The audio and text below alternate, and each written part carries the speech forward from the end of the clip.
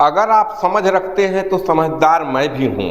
अगर आप राजनीति के चाणक्य हैं तो मैं भी हिंदुत्व का पोस्टर बॉय हूँ। अगर आप अमित शाह हैं तो मैं भी योगी आदित्यनाथ हूँ।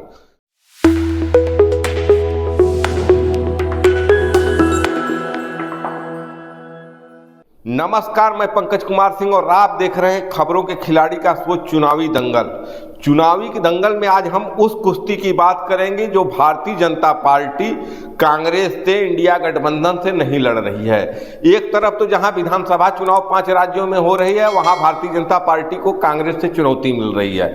लेकिन एक और कुश्ती इस समय देश में खेला जा रहा है, एक कुश्ती हो रहा है भारतीय राजनीति के तथाकथित चाणक्य अमित शाह के बीच में और उत्तर प्रदेश में के मुख्यमंत्री योगी आदित्यनाथ के बीच में।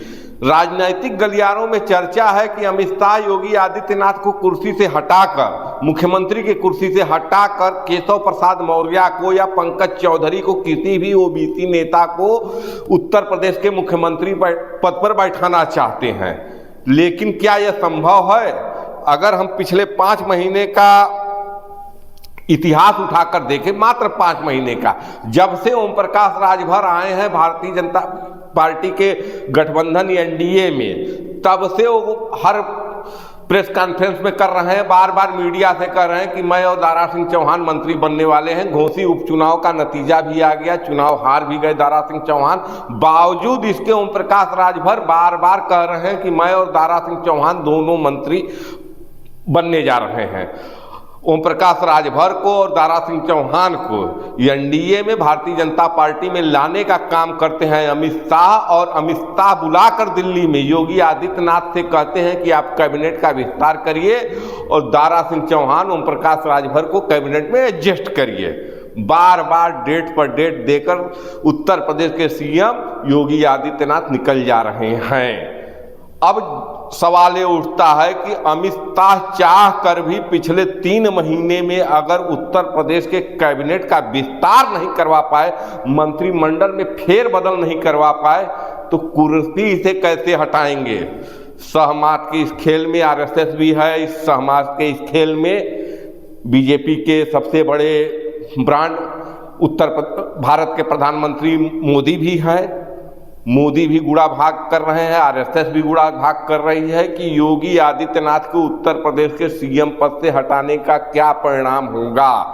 अगर हम 2019 की बात करें, 2019 में जब दूसरा कार्यकाल नरेंद्र मोदी का शुरू हुआ, तो उसके पहले 2014 के लहर को बरकरार रखने के लिए हिंदुत्व का एक नया चेहरा 2017 में योगी आदित्यनाथ को बनाया जाता है। उनको हेलीकॉप्टर से उतारकर मुख्यमंत्री की कुर्सी दी जाती है और योगी और मोदी की एक जुगलबंदी चलती है।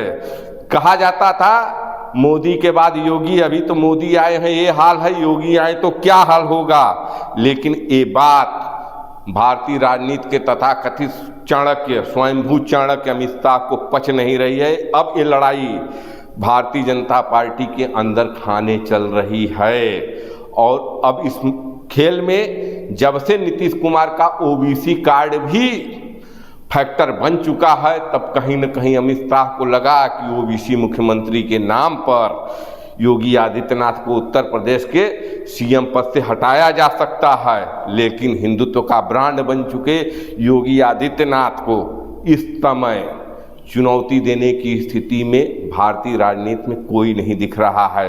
वो कहीं न कहीं समानांतर खड़े हो गए हैं नरेंद्र मोदी के। भले ही उनके पास उत्तर प्रदेश में विधायकों का समर्थन न हो, कहा जा रहा है कि 100 विधायक लेकर केशव प्रसाद मौर्य को भवन में बैठे हुए हैं, लेकिन विधायक कहीं भी रहें, अब भारतीय जनता पार्टी का नेतृत्व लाख चाह ले, लेकिन योगी आदित्यनाथ की जो छवि हिंदुत्व की बनी हुई है, उस छवि से खेल खेलने की हिमाकत भारतीय जनता पार्टी में किसी नेता के अंदर नहीं है। तो क्या भारतीय राजनीति के चाणक्य अमित शाह हार मान लेंगे?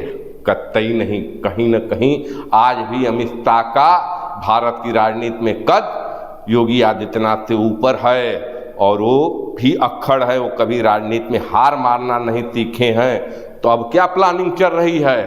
अब ये सहमत का खेल किस दिशा में चल रहा है? कहीं न कहीं अब प्लानिंग बन चुकी है आगामी लोकसभा चुनाव में योगी आदित्यनाथ को लखनऊ से वापस गोरखपुर भेजा जाए, संसदीय चुनाव में सांसद का चुनाव लड़ाया जाए। और जब एक बार फिर, चूंकि वहाँ से पहले भी सांसद रह चुके हैं योगीनाथ, लेकिन अब की योगी आदित्यनाथ अगर वहाँ से सांसद बनते हैं तो इनको गोरखपुर से लखनऊ न भेजकर गोरखपुर से दिल्ली भेज दिया जाए। लेकिन क्या स्वीकार करेंगे योगी आदित्यनाथ? क्योंकि उनके पास अगर वो सांसद बनते हैं, वैसे तो अमित शाह के कहने पर योगी आदित्यनाथ कभी भी लोकसभा का चुनाव नहीं लड़ेंगे, लेकिन कहीं न कहीं आज भी भारत के प्रधानमंत्री नरेंद्र मोदी के साथ गुड फेज में चल रहे हैं योगी आदित्यनाथ। और जैसा राजनीतिक सूत्रों का कहना है, राजनीति के विश्लेषकों का कहना है, जानकारों का कहना है कि नरेंद्र मोदी की कोई भी बात योगी आदित्यनाथ टाल नहीं सकते हैं। और लाख संबंध, मतलब अब उनके शिष्य हैं अमित शाह नरेंद्र मोदी के, लेकिन फिर भी कहीं न कहीं योगी और मोदी का संबंध दूसरे वे में चलता है।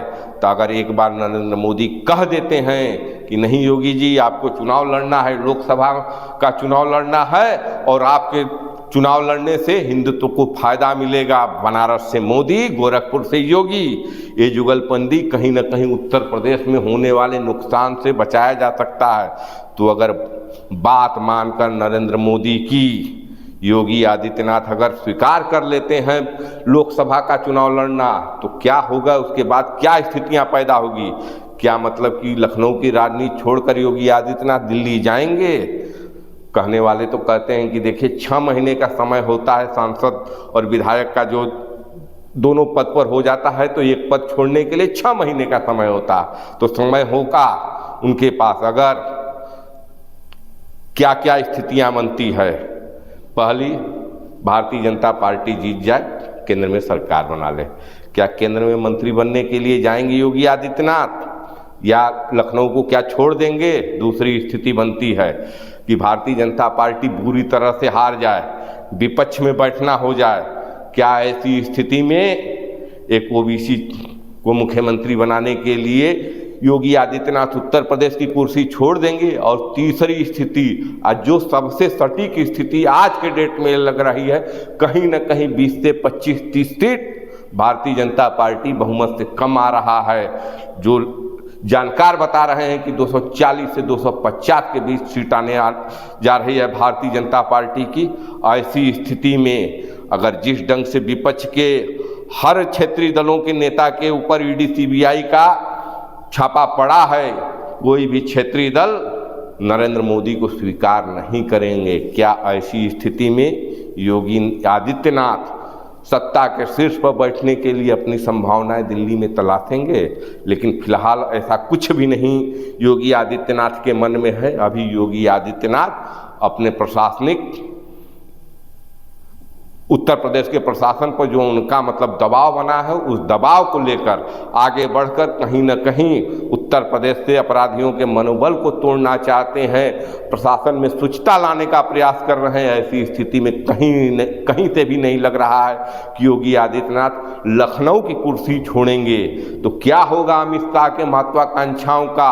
अमित शाह किस राह पर चलेंगे? कैसे जो भी हो, अमित शाह और भारत के प्रधानमंत्री की कुर्सी के बीच में अगर कोई सबसे बड़ा रोड़ा आज के डेट में खड़ा है तो नितिन गडकरी हैं और योगी आदित्यनाथ हैं। नितिन गडकरी से समझना नागपुर से में होगा, लेकिन योगी आदित्यनाथ से समझना लखनऊ में होगा। क्या लखनऊ जो कि उत्तर प्रदेश की राजधानी है, और उत्तर प्रदेश जो कि लोकसभा में 80 सीट देती है, इन 80 सीटों के पर हार का खतरा रहते हुए क्या योगी आदित्यनाथ को सत्ता से बाहर करने का ख्वाब देख सकते हैं अमित शाह? जिस ढंग के अभी उनकी पैतरेबाजी चल रही है, कहीं न कहीं ये पैतरेबाजी में अमित शाह को मात खानी पड़ रही है। लेकिन जिस ढंग का उनका कैरेक्टर है, जिस ढंग से वो राजनीति को अपने ढंग से चलाते आए हैं, क्या वो हार स्वीकार करने की स्थिति में है, या नरेंद्र मोदी का सहारा लेकर योगी आदित्यनाथ को लोकसभा चुनाव लड़वाएंगे और लखनऊ से बेदखल कर दिल्ली में भेजेंगे? देखना बहुत ही दिलचस्प होगा। जय हिंद, जय भारत, नमस्कार। देखते रहिए ऐसे ही खबरों के लिए खबरों के खिलाड़ी। जय हिंद।